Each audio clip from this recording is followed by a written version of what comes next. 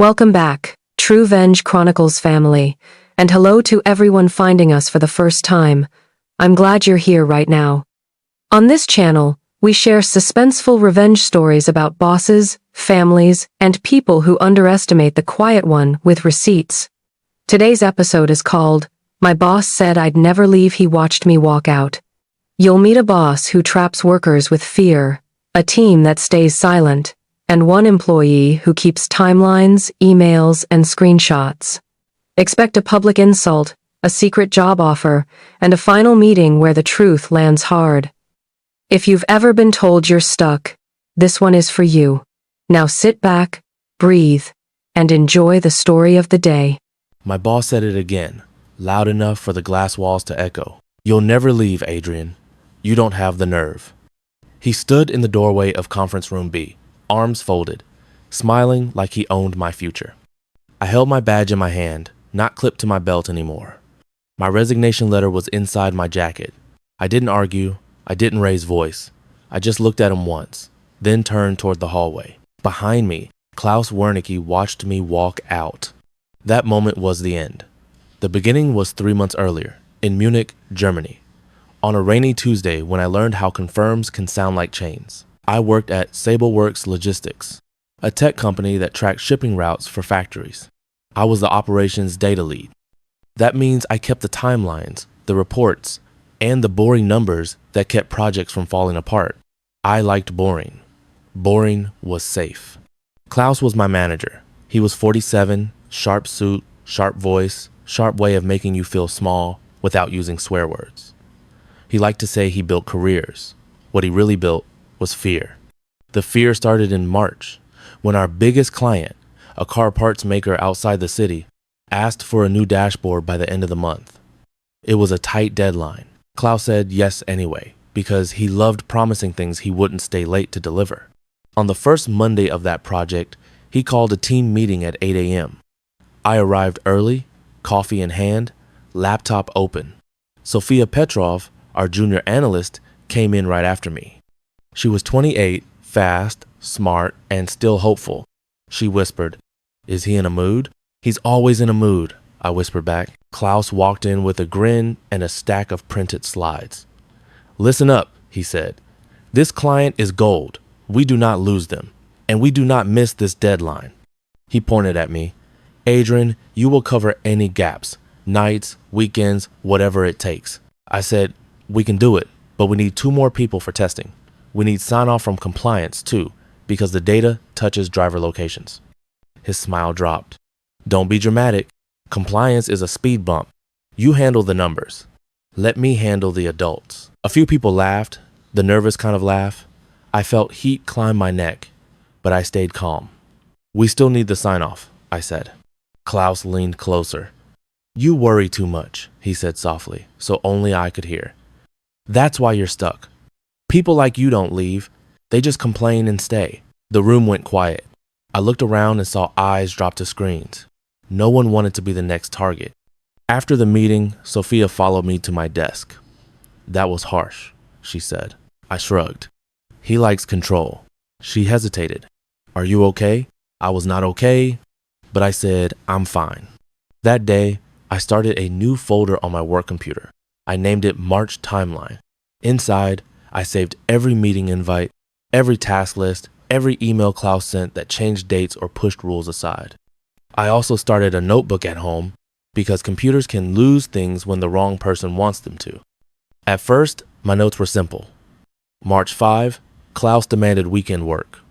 March 7, he told me to skip compliance. March 10, he promised the client a feature we did not build yet. Then the pressure got worse. By the second week, I was staying at the office until midnight. Klaus would leave at 6 and send messages from home at 10. "Need the numbers by morning. Client wants more. Don't embarrass me." On March 14, my right eye started twitching from lack of sleep. On March 16, I missed my mother's birthday dinner because Klaus added a small change at 7:30 p.m. and demanded it by 9 a.m. When I pushed back, he laughed. "Your life is here," he said. "You're not going anywhere." I drove home through wet streets, headlights smearing in the rain. In my apartment, I opened my notebook and wrote a line in big letters. He thinks I can't leave. I didn't plan revenge that night. I planned proof. 2 days later, Klaus called me into his office for my quarterly review. His room felt like a trap. He tapped my file and said, "Your work is solid." Then he slid a paper across the desk. "No raise, no bonus." "I led the last 2 launches," I said. He leaned back. "You did what you were paid to do. Don't get greedy." "I'm doing 2 jobs," I said. Klaus smiled. "That's why I like you," he said. "You take it." He opened his email and typed while I sat there. I saw the subject line, performance concern. He didn't send it. He wanted me to see it. I left, went to the sink, and breathed until my chest loosened. Then I made a decision. I would not fight with speeches. I would fight with records. That afternoon, I booked a meeting with HR. Mira Engel, focused, asked what I needed today. I said, "I'm not here to complain. I'm here to document." Quick pause. Truevenge Chronicles family. Are you enjoying this story so far? Be honest. What's your opinion about Adrian and this boss who thinks fear is a contract? If you were in my shoes right now, would you stay quiet? Or would you start building a folder of proof like I did? Would you talk to HR, search for a new job, or confront Klaus in public? Drop your answer in the comments. Also, tell me what you think about my channel, Truevenge Chronicles, so far. Does the storytelling feel real, clear, and worth your time? And please comment where you're watching from today, because I love seeing this community grow worldwide. Your support helps this channel reach more people who feel trapped and need a way out. If you want to hear the moment Klaus learns he was wrong, hit the subscribe button, like the video, and keep watching. Mira Engel met me the next morning in a small HR room that smelled like printer ink. She was professional, not warm, but she listened. "Tell me what happened," she said. So I did, step by step. March 5, Klaus ordered weekend work with no notice. March 7, he told me to skip compliance sign-off. March 9, he threatened a performance note when I raised a risk. Mira typed without blinking. "Do you have proof?" she asked. "Yes," I said, and showed my notebook, the emails, and the chat messages. I did not gossip. I did not shout. I let the receipts talk. Mira's lips tightened. "Keep everything," she said, "and don't rely on company systems alone. If this becomes a case, we need a clean trail." I looked at her. "Will you protect me?" She paused. "I will follow policy," she said. "That's what I can promise." It wasn't comfort. It was a warning. That afternoon, Klaus sent the email he had teased in his office. Subject, performance concern. He called me resistant and not aligned with leadership. He copied Mira and our department director, Rolf Steiner, 55, who cared most about invoices. I replied with calm facts. I attached the email where Klaus wrote, "We can fix compliance later." I attached my task logs showing I hit every milestone. Then I saved, printed, and filed the thread at home. From that day on, my life ran on a new rule. If it matters, it gets documented twice. The deadline pressure kept rising. Klaus left at 6 most nights, then sent messages at 10. Need the numbers by morning. Client wants more. Don't embarrass me. I worked late anyway, not because I loved it, but because I refused to give him a reason to paint me as lazy. Sophia Petrov, our junior analyst, saw it. She was 28, bright, and still believed good work should earn respect. One night she whispered, "Why does he talk to you like that?" "Because it works," I said, "until it doesn't." 2 weeks later, I found the first crack that wasn't just emotion. It was money. SableWorks tracked work hours for client billing. I checked it each Friday. On March 22, hours showed under my name that I did not work. 12 extra hours on a task I had never opened. I thought it was a system error. Then I looked at the audit view. It showed who edited the entry. Klaus Wernicke. I felt cold inside, but my hands stayed steady. I took screenshots. I saved PDFs. I wrote in my notebook, March 22, 1840, billing hours edited by Klaus.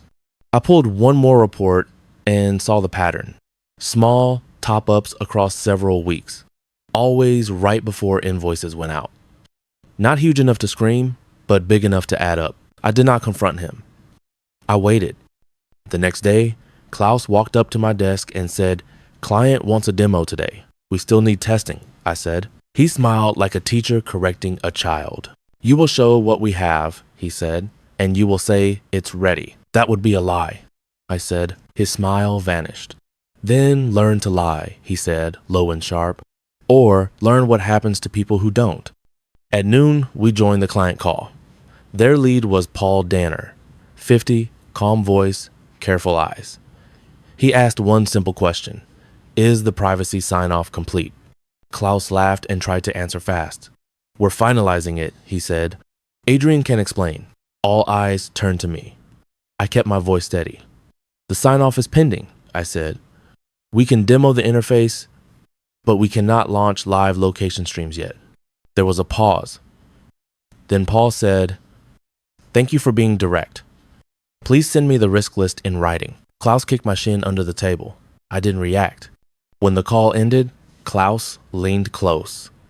"You embarrassed me," he hissed. "He asked a direct question," I said. Klaus stared at me like he wanted to crush my throat with his words. "You think you can stand up to me?" he said. "You'll never leave this team. You need this job." I didn't argue. I walked back to my desk, saved the meeting notes, and wrote, "March 26, threat repeated." That evening, a message popped up on my phone from LinkedIn.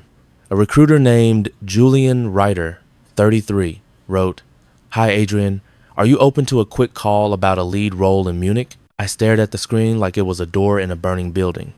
"Yes," I typed, "tomorrow morning." Over the next 2 weeks, I interviewed quietly. Early mornings, lunch breaks, a call from my car. I kept my language simple. I talked about delivery, risk, and clean data. I did not talk about Klaus. A company called Apex Route GmbH offered me a higher salary, a signing bonus, and a manager who spoke to me like a person. Her name was Helene Fuchs, 41, calm and direct. In our final call, she said, "I don't want heroes. I want honest work. Can you do that?" "Yes," I said. It was the easiest yes of my life. I still didn't accept on the spot. Not because I doubted myself, but because I wanted my exit to be clean, safe, and final. On April 8, Klaus tried to trap me with paper. He dropped a contract addendum on my desk. "Retention plan," he said. "Sign this and you get a raise." I read it. It locked me into a 12-month notice period. It also said I would repay training costs if I left early. I looked up. "This isn't standard," I said. Klaus shrugged. "Standard is whatever I say it is," he answered. "Sign. I'll review it," I said. He smiled. "Good," he said, "because you're not going anywhere." I scanned the document and emailed Mira, asking if it matched policy. Mira replied, "This is not a standard template. Please do not sign yet." I felt a small, quiet relief. That week, Sophia came to my desk with wide eyes. "I saw him in the billing system," she whispered. "He was changing hours. I saw your name." My stomach tightened. "Did you take a photo?" I asked. She shook her head fast. "I froze," she said. "I'm sorry." "You're scared," I said. "That's normal. If you see it again, just note the date and time. Even that helps." She nodded like she was holding onto a rope. On April 15, I used the company whistleblower portal. I wrote a short report. Threats to bypass privacy controls and billing edits tied to client invoices. I attached screenshots, email threads, and my timeline notes. I kept the tone boring on purpose. Boring survives lawyers. 2 days later, a calendar invite arrived from compliance. Meeting Data and Billing Review. Attendees, Adrian Weiss, Mira Engel, Dr. Leah Cron, and Legal. Then my pulse jumped. Klaus Wernicke was also invited. The meeting was set for Friday at 9 a.m. Klaus didn't know about Apex Route yet, but he sensed a shift. On Thursday afternoon, he stopped by my desk and spoke softly, like a friend. "Outside companies chew people like you up," he said. "Here, I protect you." I looked at him and saw the truth. He didn't protect me. He owned my silence. "I'll keep that in mind," I said. On Wednesday, I signed the Apex Route offer letter at my kitchen table. My hand did not shake. The start date was May 6, giving me 3 weeks to leave without burning bridges. I also booked a short call with a labor lawyer, Sabine Koch, 44, recommended by a friend. I told her, only facts. She said, do not threaten, do not bargain. Keep your proof and let the company choose its own pain. Thursday morning, Klaus tried one more move. He sent a chat. Bring your laptop to my office at 4. We need to clean up your files. I knew what that meant. He wanted access to my records. I replied, happy to review files with Mira present. He never answered. That silence told me everything. I saved it too. That night, I printed my resignation letter and sealed it in a plain envelope. I stacked my evidence in order. Emails, screenshots, audit views, and meeting notes. I placed everything beside my keys, like I was packing for a storm. At 6:30 a.m. on Friday, Julian texted me again, welcome aboard. Start date confirmed. I read it twice, then stared at the envelope on my table. Klaus said I'd never leave. In a few hours, he was going to watch me walk out. Part 2. Friday morning in Munich felt too bright for what I was about to do right now. I got to Sableworks at 7:40 a.m. My badge still worked. The lobby smelled like fresh cleaner and burnt coffee. I nodded at the security guard, Benno Graf, 60, who always greeted everyone the same way, like fairness was his job. Early again, he said, just for today, I answered. Upstairs, I sat at my desk and opened my laptop. I did not touch the March timeline folder. I already had copies at home. I only checked my calendar. 9 a.m., data and billing review. At 8:05, Sophia arrived, hair still wet from the rain outside. She looked at my face and stopped. It's today, she whispered. Yes, I said. She swallowed. Are you scared? I thought for a moment. I'm focused, I said. Fear makes people sloppy. I can't be sloppy. Sophia nodded and slid a small USB drive onto my desk. I took this last night, she whispered. He left his screen open. I printed the audit view and scanned it. It shows the edits. I stared at her. Sophia, this could get you in trouble. It already is trouble, she said, eyes hard. I'm tired of pretending it's normal. I took the drive and put it in my pocket. Thank you, I said. You did the right thing. At 8:20, Mira walked past my desk. She paused. Conference room B, she said. Be there 5 minutes early. Her voice was flat, but her eyes held a message. Stay calm, stay clean. At 8:30, Klaus sent a chat. Come to my office now. I didn't go. Instead, I replied, I'm preparing for the 9 review. If you need me, we can talk there. A minute later, he appeared beside my chair, smiling like nothing was wrong. Up close, I could see tiny lines at the corners of his mouth, like he smiled too often in the wrong moments. You're making a mistake, he said softly. I kept my eyes on my screen. I'm preparing, I said. He leaned down, close enough that I could smell his mint gum. You think compliance is your friend? He whispered. They protect the company, not you. I know, I said. That's why I brought evidence. His smile flickered. Evidence? He said, like the word was cute. I turned my chair and looked at him fully. You told me to lie to the client, I said. You told me to skip privacy sign-off. You edited billable hours. I kept records. For a second, the color drained from his face. Then it came back as anger. You don't have anything, he snapped. And even if you did, you're not going anywhere. You need this job. You're not a leader. You're a helper. I stood up slowly. If I'm just a helper, I said, then it shouldn't matter if I leave. Klaus's eyes narrowed. You're not leaving, he said. I won't allow it. He said it like he had legal power over my legs. At 8:45, I walked to conference room B. The walls were clear glass, which meant the hallway could see everything. Mira was already inside with a folder. Doctor. Leah Kron sat beside her, posture straight, hands folded. She wore a simple blazer and no jewelry, like she had nothing to distract from questions. 2 other people were there.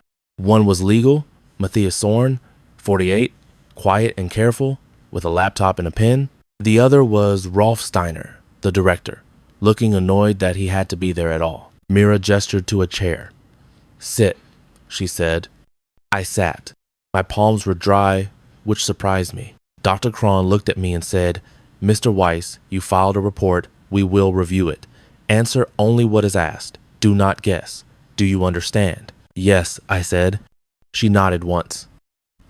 Good. At 8:55, Klaus walked in like he owned the room. He carried a coffee and a confident smile. He didn't look at me. He looked at Rolf, like he expected backup. Morning, Klaus said. Can we make this quick? We have real work. Dr. Kron didn't smile. This is real work, she said. Klaus sat across from me and crossed his arms. Adrian is upset, he said. He's stressed. He takes feedback personally. I waited. I let him talk himself into a corner. Mira opened her folder. We will begin with the privacy sign-off issue, she said. Klaus, did you instruct Adrian to bypass compliance? Klaus laughed lightly. No, he said. I told him to move fast. He chose to overreact. Dr. Kron turned to me. Do you have documentation? Yes, I said. I slid one printed email onto the table, face down, and kept my hand on it. I have a full set, I said. But before I share, I want to confirm one thing. Is this meeting protected from retaliation? Matthias, the legal counsel, finally spoke. Company policy prohibits retaliation for good faith reports, he said. I nodded. Thank you. Klaus snorted. He's being dramatic, he said. I lifted the email and turned it over. The subject line was clear. The date was clear. Klaus's words were clear. Dr. Kron read it. Mira read it too. Rolf leaned forward. Suddenly awake, Klaus's smile tightened. Dr. Kron said, we will take a short break at 9:20 to review the attachments. Then we will return. Mr. Weiss, do you have more?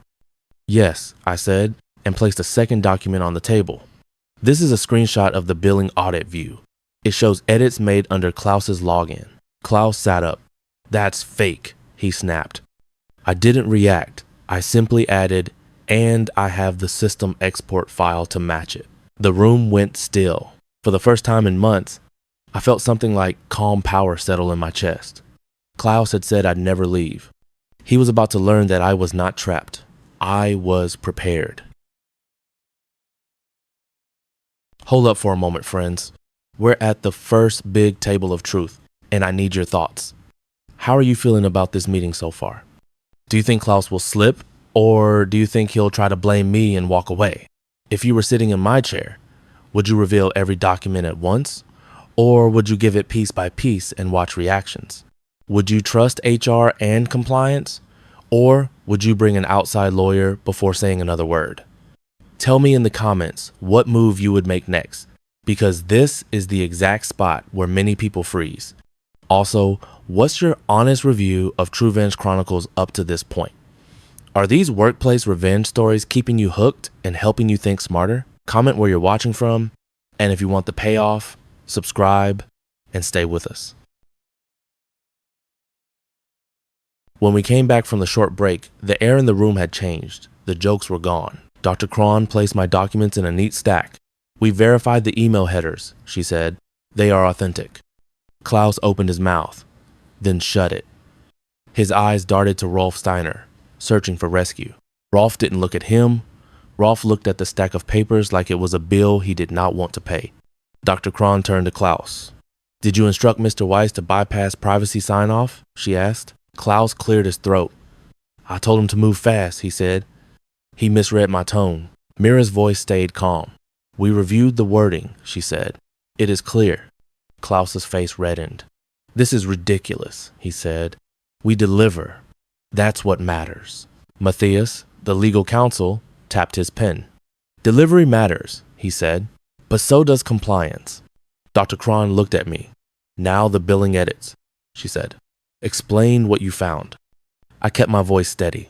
Our billing system shows extra hours added under my name on March 22, I said.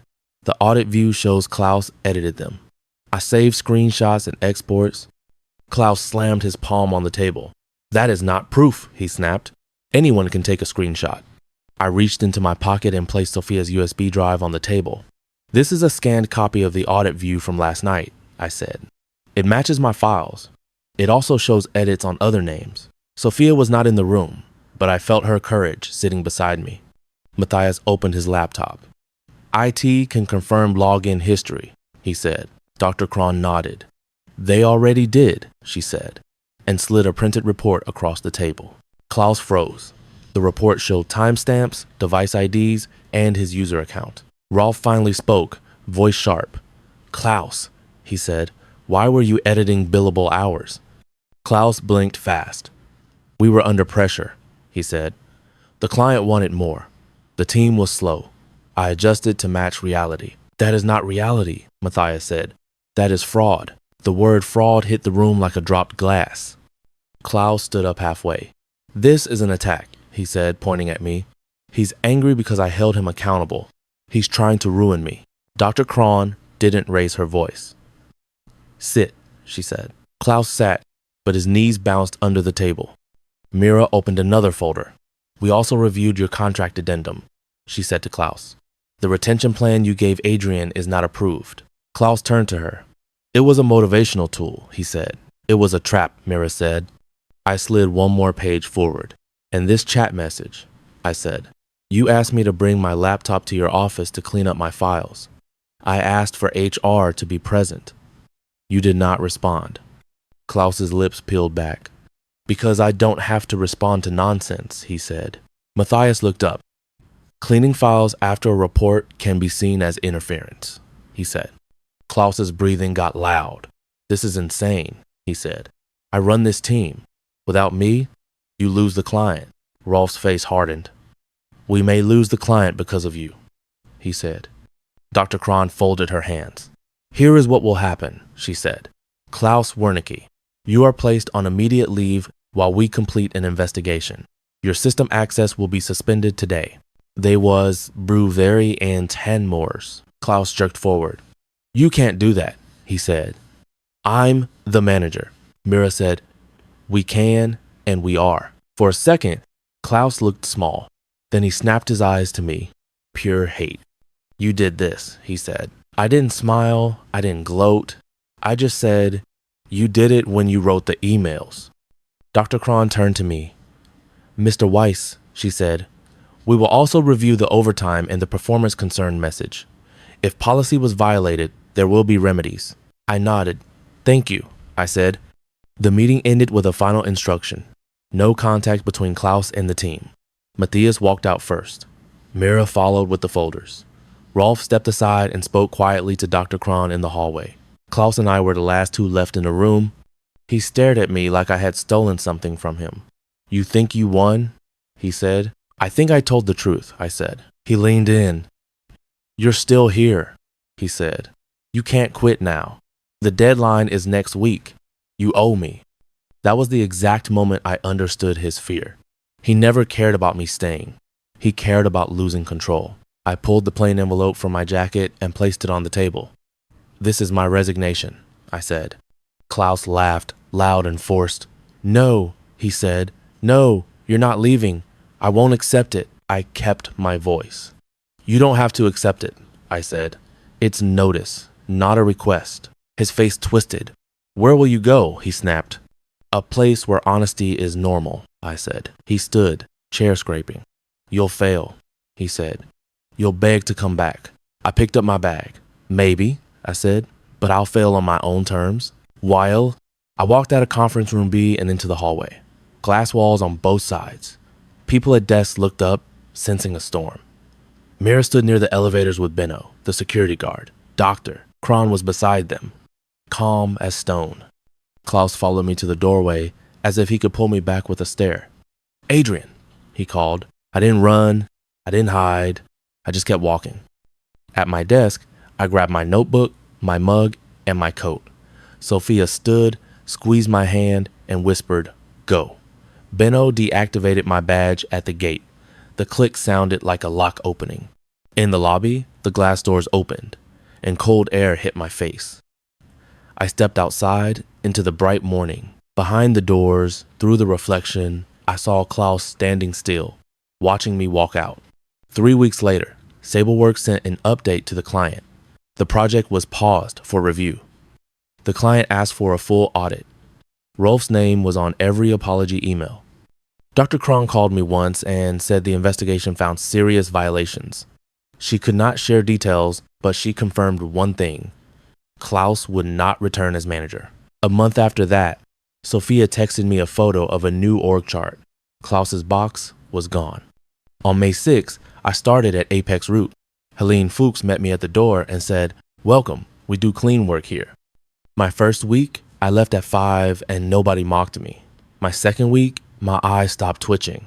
My third week, I slept a full night without dreaming of edited hours. One afternoon, a message appeared in my inbox from an unknown address.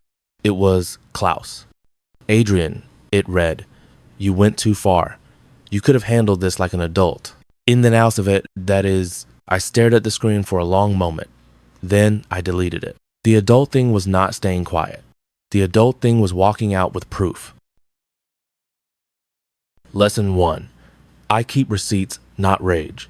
I save emails, meeting invites, and timestamps the moment disrespect starts. I write dates in a notebook. I send calm follow-up messages that confirm what was said. Proof protects me when a toxic boss twists the story. Quiet records speak louder than shouting. Lesson 2. I use the right channels early. I talk to HR, compliance, or a trusted lawyer before I get forced into a corner. I ask for policies in writing. If someone pushes a trap document, I pause and verify it. Smart timing turns fear into leverage, for me always. Lesson 3. Leaving is also power for me. A bad boss survives when I believe I am trapped. I build skills, update my resume, and look for better teams while I stay professional. When the moment comes, I give notice clearly, walk out calmly, and don't argue with pure control. Thank you for staying till the end with Truevenge Chronicles. What keeps you here? The twists, the receipts, or the clean revenge? Write your opinions on the 3 lessons and tell me what you would do if you were in my shoes. Try one lesson this week at work, at home, or with friends and see if it improves your life. If you love workplace revenge stories, toxic boss drama, and proof-driven justice, binge the playlist for more episodes. New viewers, subscribe, like, share, and turn on notifications. Comment where you're watching from today. I hope to see you again soon. Before you go, hit subscribe and turn on notifications so you never miss the next upload. Then head to the playlists section and binge the best episodes. Family revenge, boss revenge, courtroom twists, and quiet comeback stories. If this story hit you, share it with a friend who needs courage. See you in the next Truevenge Chronicles. Like the video to boost it in the algorithm and help more viewers find these emotional, suspense-filled revenge tales. Your support keeps this channel growing, week after week, story after story together. Goodbye.